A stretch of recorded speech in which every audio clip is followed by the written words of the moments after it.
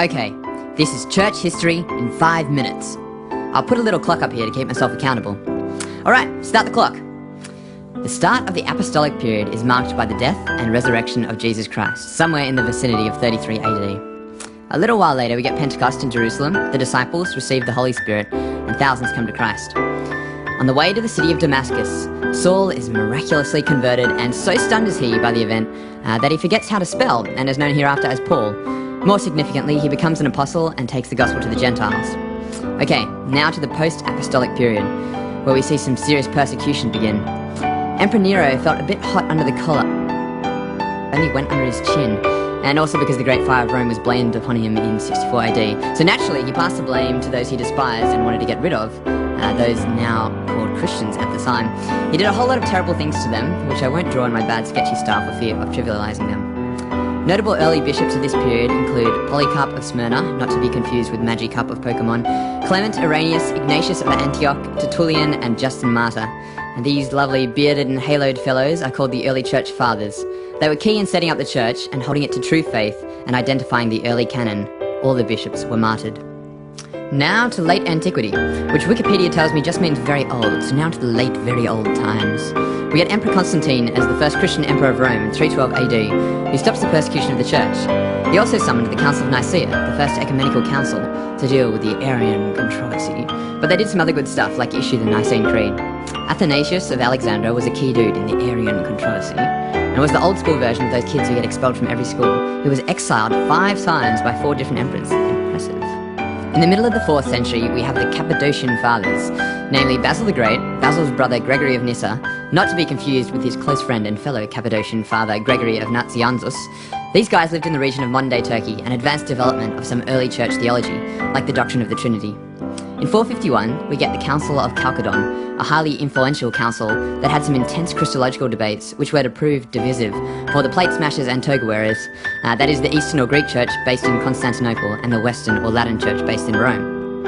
Okay, we need to pick things up a bit. The early Middle Ages, we get a lot of missionary activity into modern Scotland, Ireland and Wales from Roman Britain.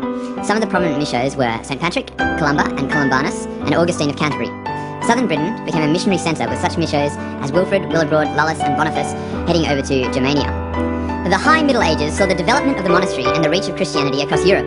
Naturally, this brought cultural and linguistic differences, which combined with doctrinal matters such as the Filioque and the nature of papal primacy led to the Great East-West Schism in 1054, which separated the Church into Western Catholicism and Eastern Orthodoxy. Later in this period were the Crusades, which were a series of military campaigns in the Holy Land against Muslim forces for the defence of Christians and expansion of Christian domains, sponsored by the papacy. The late Middle Ages saw some precursors to the Reformation, with such notable characters like John Wycliffe and Jan Hus, who spoke up about the corruptions they saw in the church, and were subsequently persecuted for their views. Wycliffe sponsored the first translation of the Bible from Latin to English, emphasised the supremacy of the Bible, and called for a direct relationship between man and God. The early Renaissance brought great cultural change, and the church pardoned such people as Michelangelo, Raphael, Donatello, and Leonardo, because they were teen anthropomorphic turtles with powerful martial arts skills, and they made amazing art and architecture of the church in their spare time. The Protestant Reformation begins with Martin Luther posting his 95 Theses on the Castle Church in Wittenberg in Germany. The moral of the story here is, of course, that more churches should also be castles. Luther argued that freedom from punishment for sin could not be bought with money, and that salvation is earned by faith in God's grace and not by good deeds. Like Wycliffe, he translated the Bible from Latin to his native tongue, this time German, making a huge impact on the church. He also married a nun that he smuggled out of a convent in a herring barrel. John Calvin was also a notable reformer. Henry VIII took to the idea of Protestantism because the Pope wouldn't let him have an annulment to his first wife, which is kind of like a divorce, except it legally makes the marriage void from the start as if it had never happened. Protestant values were institutionalized in the kingdom later by his daughter Elizabeth I. The period of Enlightenment saw the first real science and religion conflict, when Galileo Galilei was too smart for his own good and figured out that we actually orbit around the sun, and was tried for heresy in 1630. Around this time, the English Puritans migrated to New England so that they could establish Puritanism as the exclusive civic religion. This era also saw great awakenings of religious enthusiasm among Protestants in the American colonies. The first Great Awakening happened around 1730 to 1740, beginning with the work of Jonathan Edwards and finishing with the dramatic visiting English preacher George.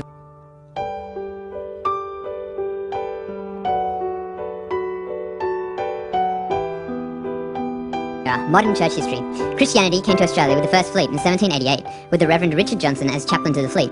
The first Salvation Army meeting in Australia was held in 1880 by Edward Saunders and John Gore from the back of a greengrocer's cart, offering food to those who hadn't eaten. The young English evangelist Howard Guinness toured Australia in 1930 to encourage university students in evangelism.